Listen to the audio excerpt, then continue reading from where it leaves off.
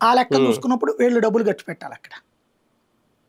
Okay. ఇది ఇది కూడా భారమే కదా ప్రభుత్వానికి.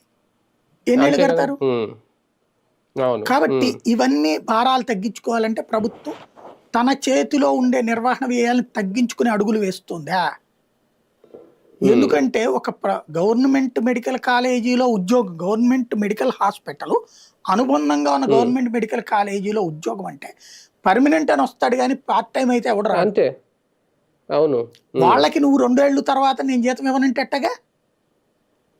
అంటే ఇంకా అక్కడ నుంచి మీరు ప్రైవేట్ ఉద్యోగులు అవుతారని అది ఎట్లాగా అసలు? ఇంకా అంతకంటే దోపిడీ ఏముంటది? ప్రిపేర్ అయిపోవాలి వీళ్ళు. అసలు చట్టం ఒప్పుకుంటుందా మెడికల్ కళాశాలల చట్టం? ఎలా చేస్తున్నారు ఇది అంటే?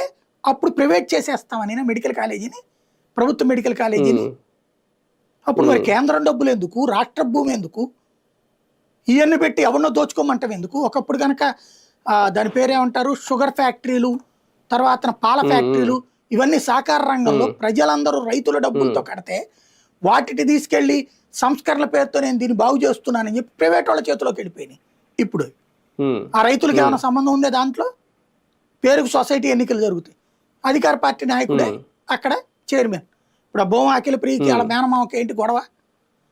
లేకపోతే తులిపల్లి నరేంద్ర ఇష్యూ గొడవ ఏంటి? విశాఖ డైరీది గొడవ ఏంటి? ప్రభుత్వానివి అవి ప్రైవేట్వి. దాంట్లో సంపద వాళ్ళు ఇష్టం వచ్చినట్టు ఖర్చు పెట్టుకుంటున్నారు. ఆ విధంగా ఇవి కూడా దోచిపెడతారా? అంటే ఎవరి సొమ్ము ఎవరికి దాచి పెడుతున్నట్టు, ఎవరికి దోచిపెడుతున్నట్టు? అదే కదా. రైట్. చూద్దాం మొత్తానికి నిజంగా ఆసుపత్రులకి అంటే ఒక రకంగా మెడికల్ కాలేజీలు కానీ ఇక భవిష్యత్తు